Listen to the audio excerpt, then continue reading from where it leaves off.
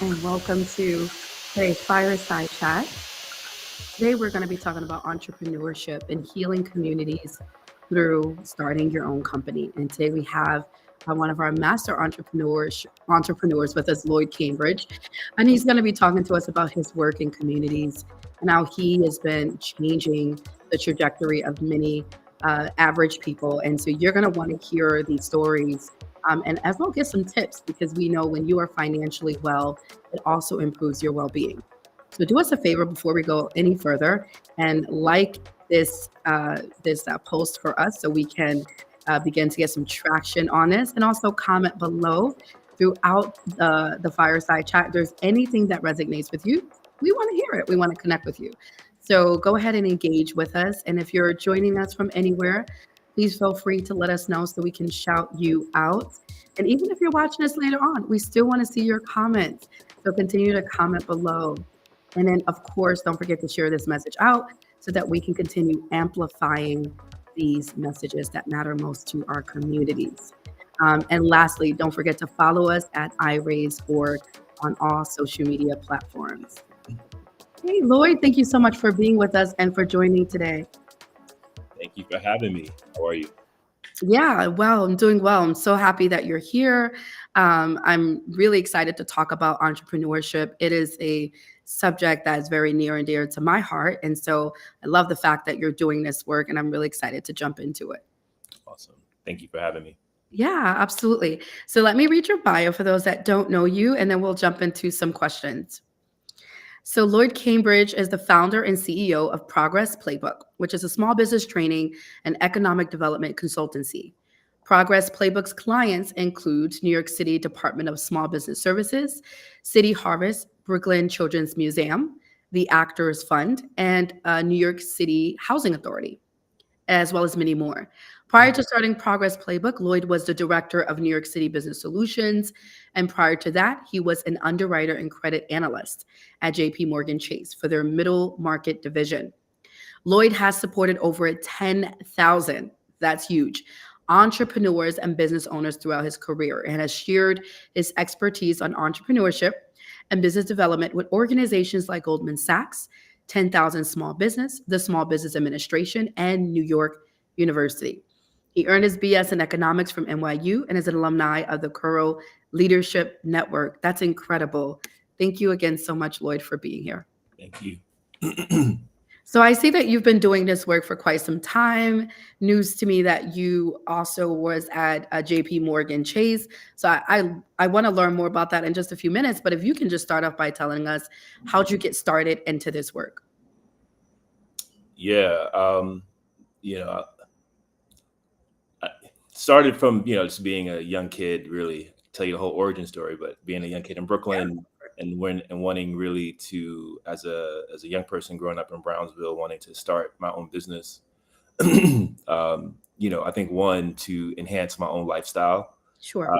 Wanted to go to parties and be that guy, but I didn't have the financial resources to do so. But also growing up in a single family household, wanting to support and help where I could with my family, and also build up my community. So like those passions were kind of inside of me at an early age. Yeah. And I was like, well, how can I make money? What could I do? And it was always like, I'm going to start a business, but I was always afraid, or I felt like I didn't have the skills or the resources or the capacity to do it as a young person. Mhm. But the idea to start a business never died, and never, it just kind of stayed with me, and those topics. So I went on, throughout through school, NYU, and then went to work for JP Morgan Chase, kind of supporting businesses at this time, right, as an underwriter, as an analyst, and then going on to work for the Department of Small Business Services, supporting small businesses across the city, but still having this dream inside of me of like Wow. wanting to start my own thing. So I kind of see that as like being in the battle, not well, the incubation period, to kind of Yeah. gain skills and relationships that I needed to be able to launch my own business. So that's kind of the genesis of it all. Sure. And here we are today. Yeah. Wow. No, that I love the story from Brooklyn. So shout out to our Brooklynites watching, and New York City Heights, New Yorkers. Um, the fact that you were just you had these desires, you wanted to do this thing, and it took you your pathway, your trajectory probably wasn't the average one, but you were able to glean and gain all these experiences from your different positions in order to eventually start your own thing. And so, what was that like for you? You talked about being, for example, at Business Solutions, if I said that correctly, and you were helping others, but you had this your own passion, and what wasn't yet there. What was that like for you? Um, um, yeah, I mean, I think a big piece of what brought me and what still brings me joy is helping to see other people's visions come to life. Yeah. So while working for the city or with the city at NYC Business Solutions, that was our main thing, was teaching classes and Right. people get access to financing, helping folks get certified, various certifications to expand their businesses. So all of those things brought me joy. But on the other side, it was still like, oh, I want to start something. So it was Yeah. always tension. And I would talk to my friends about it a lot. And they would say, we're tired of here. You talk about starting. I'm like, you just have to go out and do it. Right. So it was really the kick in the pants from two different friends of mine that was tired of hearing me talk about it, that kind of motivated me to actually quit my job. Yeah. Wow. That's huge. And to start Progress Playbook seven years ago, almost 8 years ago. That's so huge. It's huge. And it's always like that one person, whether it's a friend or parent or a child that really inspires you to do it. And so I love the fact that you have friends in your corner that were like, look, you've been talking about this for a while, like go ahead and do it. And then you took the leap of faith, which is Mhm. that's certainly not easy. But you said you quit your job. What was that like for you to take that step? And how did you know you were ready? um, you know, I had a really good relationship with my employer. So what wound up happening, when I put my 2 weeks in, she asked if, um, we kind of negotiated me staying on board for 6 months part Oh, time while I, was doing my thing on the side. Right. So incredible. a part of it is like, being having good relationships, because you just never know, like not burning bridges. Absolutely.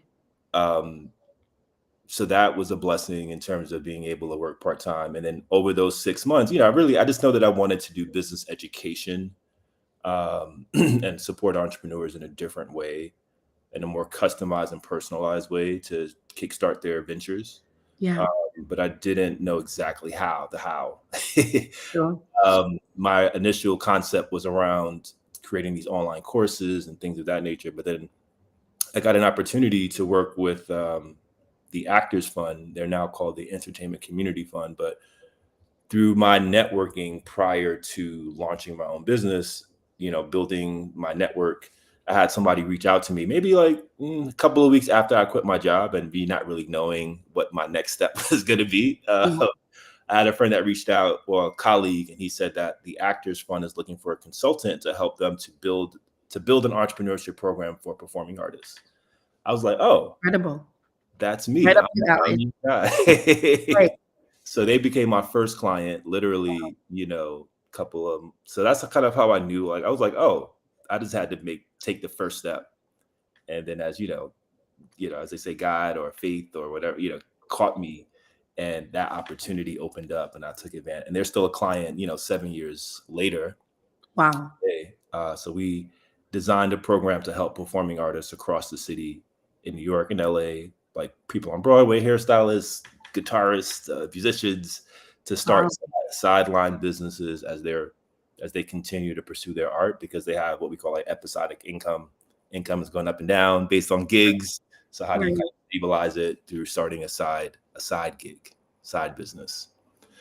Um, so that's kind of how it all that's That's how it happened. huge. Yeah, it was great. It was great. Yeah. That's huge. And it sounds like like you knew It's almost like if you see, did you say 3 weeks later that opportunity opened up?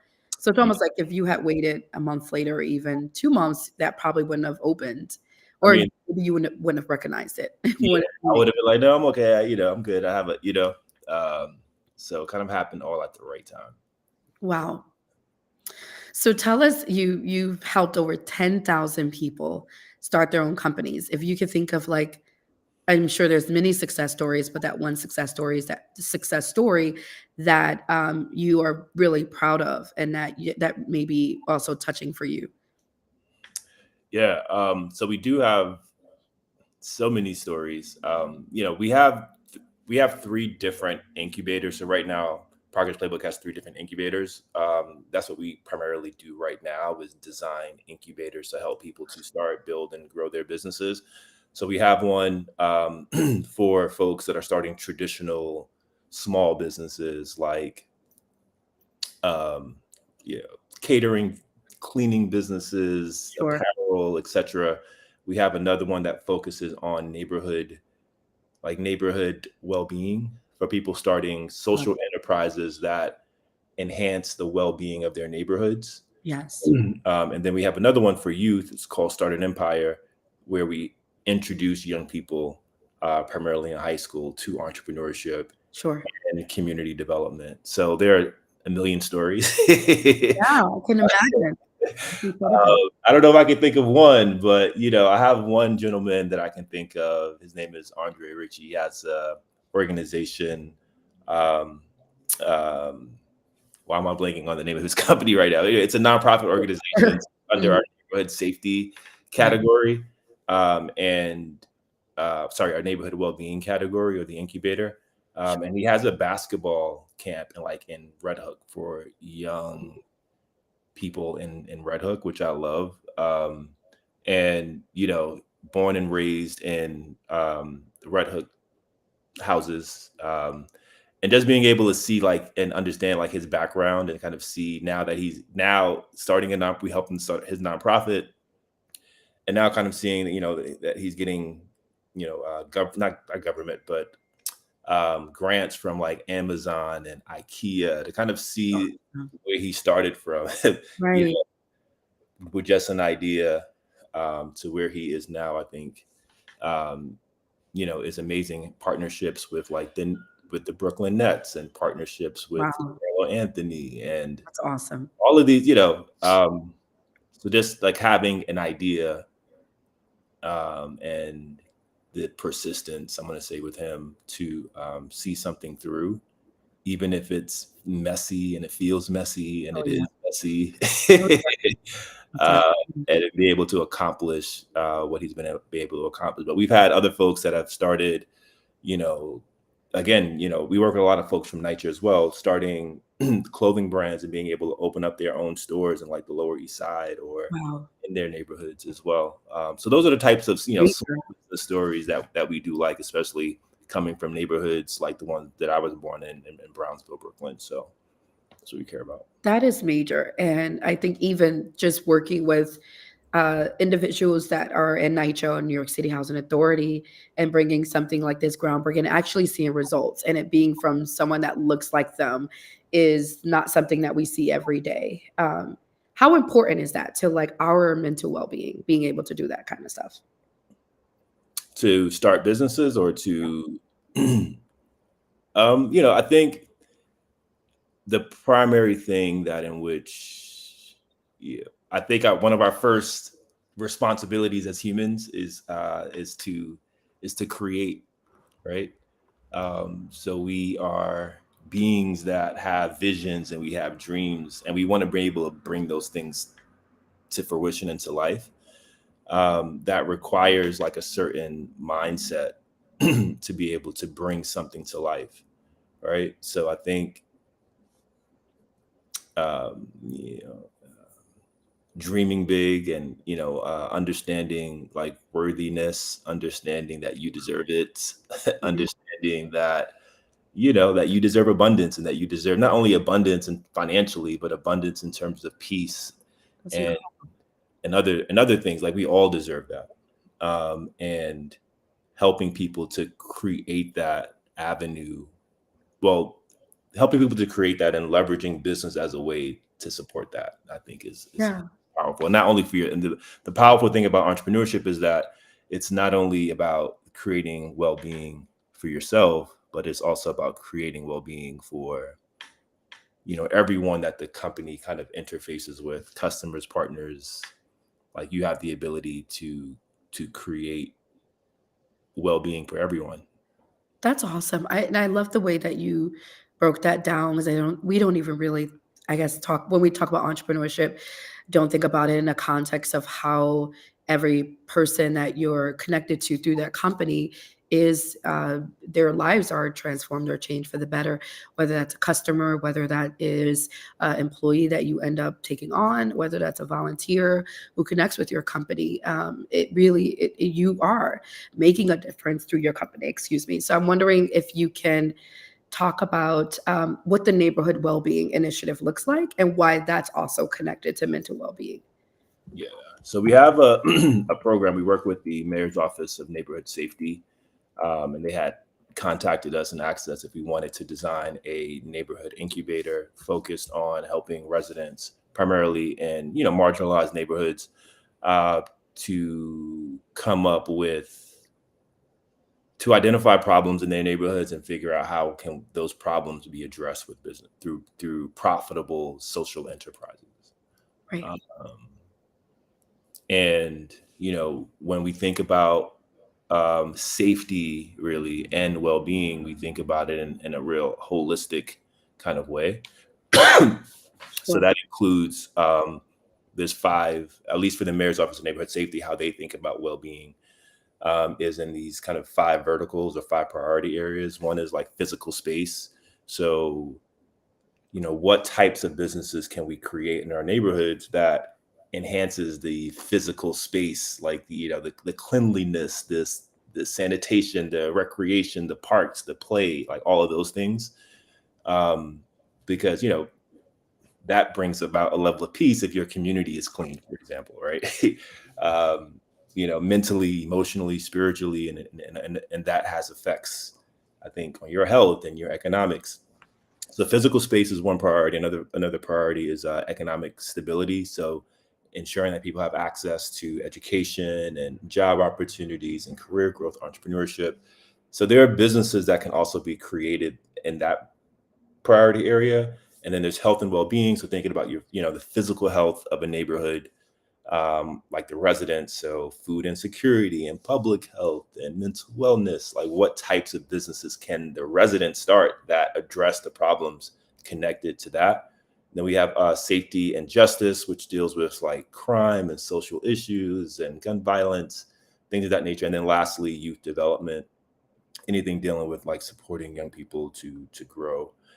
So when we are accepting participants into the neighborhood incubator, we're looking for ideas that fall within one of those five priority areas, because we do believe like this is a kind of a holistic approach to creating well-being in neighborhoods. If people have beautiful spaces to go to, if they're prosperous financially, if they have health, they're healthy, if they feel safe, and if young people have opportunities to also grow and expand as well. So, again, I think it's all interrelated and all interconnected. If I feel safe, there's a peace of mind. If I have, enough money to cover my living expenses and to save, etc., there's also another level of peace of mind, and mental wellness, physical. I can go on to each priority area, but we do believe that all of them are connected back to mental health, back to mental wellness, and vice versa.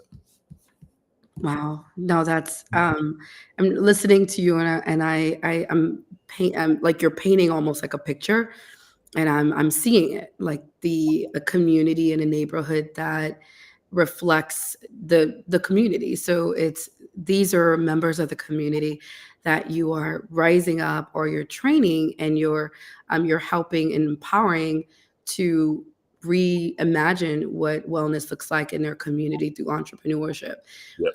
And typically when we think about entrepreneurship, we only think about it from like an economic or financial kind of standpoint, but very rarely do I hear it in the context of mental well-being. But it's absolutely right when you think about most people concerns. I remember doing a survey in the North Bronx, which is where I'm from, and I think it was maybe a few hundreds of people that I spoke to, and the number one concern was safety. Hmm. It was feeling safe. And so when people don't feel safe, that does affect your well-being. It affects, there's fear, there's anxiety Yep. that you start to experience, and so you don't have peace. And so when you begin to activate, which is, sounds like what you're doing, the community to be empowered to start things and adventures and enterprises that's going to improve well-being, not just for themselves but others, I think it really is transcending. And I'd love to see this. I don't know what communities it's been effective in, but I'd love to see this really more widespread. Me too. Yeah, we're definitely working on that. Yeah, we're at the intersection between entrepreneurship. I always say the intersection between entrepreneurship and community development. We want to see the prosperity of people and places. We think that they're both important. Uh, Yes. and business is really just a tool, honestly, to serve people and places. Like that's Um, like, that's what it is. And places are Incredible. just infrastructure for people to be able to exist and have great lives, right? Yeah, Um, so yeah, leveraging business for good, ultimately. incredible. And I love the way you also see it from a place of prosperity.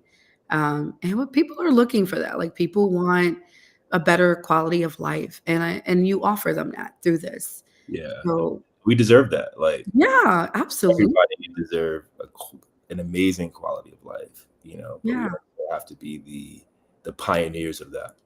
Hmm.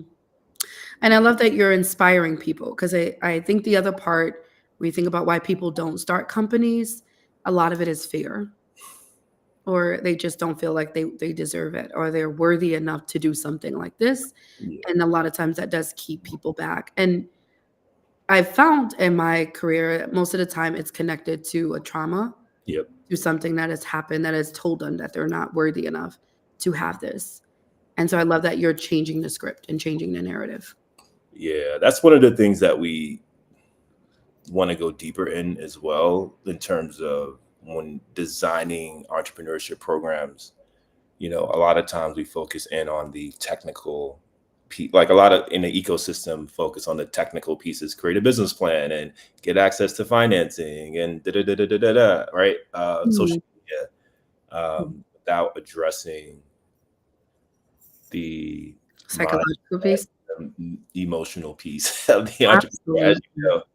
But I think a lot of us even say it sometimes, but what does it look like in like to really incorporate that in practice inside of a program, or things that we are thinking about. So Sure. being intentional about how you're thinking and challenging Mhm. your beliefs and your assumptions to Right. what you are declaring and speaking over your life and your business. There's a lot of, I think, interventions and techniques that we have been adopting and really Absolutely. want to prioritize that as the number one priority. It Um, is. Yes.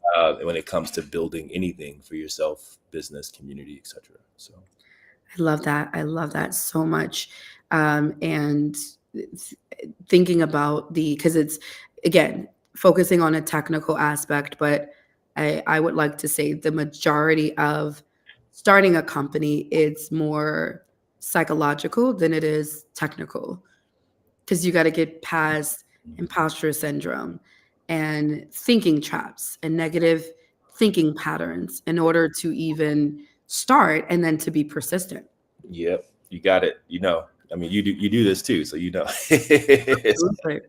so, and it's a practice, right? Like all of that is a practice of shedding the old and putting on something new every single day, right?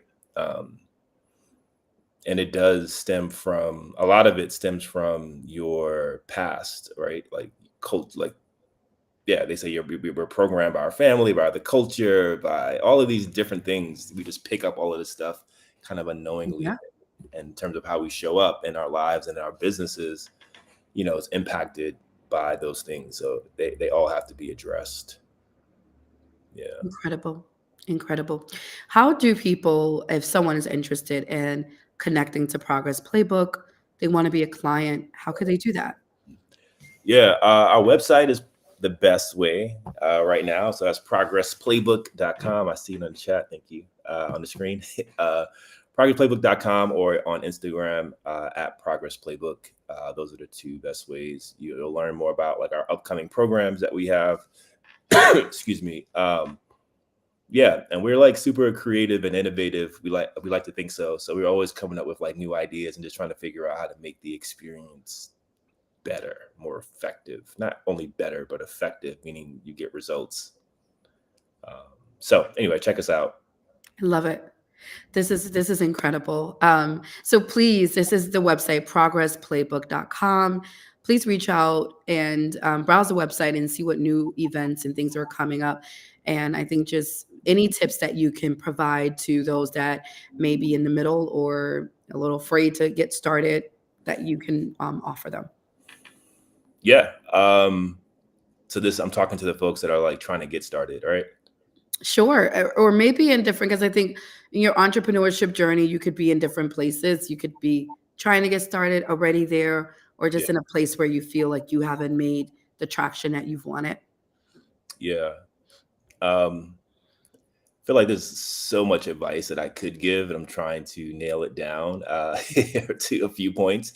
I'm going to say one point is to understand that this is, entrepreneurship is a marathon. It's not a sprint. I know that sounds cliche, but think a little bit deeper than just what it means to run a marathon, like running a marathon. Like when you run a marathon, which I just ran my first one, by the way, uh, Congrats. It's 2 weeks ago. incredible. Thank you. But there's a piece where you have to like pace yourself, right? So it's about the pacing. I think is important. I think one thing that I learned that connects back to building a business is that when I ran the marathon, I had a plan. Sure. Um, I had a training plan. So you need a plan, right? I had a Yes. vision, which I knew what the Absolutely. vision was, which was to run a marathon. Same thing applies to business. I think having a vision, making sure that it's bold. I've never ran 26 miles before, or never built $1 million business before. We just reached that mark, but like, what's next? Congratulations. Essentially, thank you. So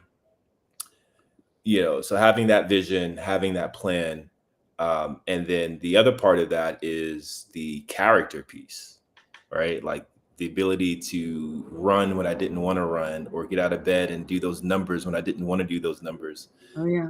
Oh, uh, yeah. so building your character is equally as important as the idea. So Wow. meaning working on yourself, because it's not going to happen without your success is going to be in proportion to your personal development. Wow. And then lastly, like having that accountability. I had, friends and family that I told that I was doing this, running this marathon or starting this business. And I had, them cheering me on or running with me to encourage me on those days when I didn't want to do those numbers or make those phone calls or to run. I'm making the parallels between the marathon and the business, but I think it's a analogy. And then while running, understanding that I needed to pace myself and that it was going to take time. I had to build up to 20 miles. I didn't start at 20 miles. I had to start small, Sure. right? Right. A big vision, but what does it look like to Mhm. start with just 2 miles? I love it. Anyway, so that's some advice that would give. That's so good. I love that. That's golden advice. Um, Plan. You need a plan. So start with a plan, number one. The preparation piece of it. So not just the technical, but also the mental preparation, the accountability. Have people that you maybe tell this to so that they can keep you accountable. And start small. It doesn't have to be tackling everything at the same time. Start small. Think about small steps, and that's how we get to that big vision. So that's so incredible. Thank you for your time, Lloyd, and for your advice and for all that you have contributed to this platform. I know that those that are watching got something very valuable and insightful from this conversation. So thank you so much. Thank you. I appreciate it. Thank you for your work as well. Thank you. Absolutely. And thank you all for tuning in to today's fireside chat and for listening and to the end. Do us a favor again and like and share this message. We want to get this message out to as many people as possible. We believe that this information is valuable. So go ahead and share it. Like it. Let us know your thoughts, or if there are topics that you want to hear about that we have not yet covered. Uh, also, tomorrow we will be hosting our Mental Health is All of Us youth events. Will be taking place in the North Bronx in partnership with the YMCA. And we want to make sure if you are in the New York City area that you join us. There's still room at the table for you. We're going to be reimagining what mental health looks like together with our kids, with our youth, and with our experts at the table. We believe it takes a village to do that. And we invite you to be there. So please, it's going to be incredible. You'll leave uplifted and inspired and with lots of new connections and friendships. So we want to see you there. It starts at 5 p.m. We're ending at 7 p.m. And you go ahead and visit our website for more information on that. We love you all so much. Please don't forget to continue following us. And lastly, we also have a new release of our podcast episode, which is now called Elevate. So please look out for that. If you were subscribed under ATL Rise, you should still get the notifications. But it's now called Elevate Podcast, a new season, new name, but same mission. So go ahead and go and look onto the podcast platforms and look for Elevate so you can hear that episode that's being released tomorrow. It's incredible. Our time is up. Thank you so much, guys. Again, we love you. We will see you soon. Thank you, Lloyd.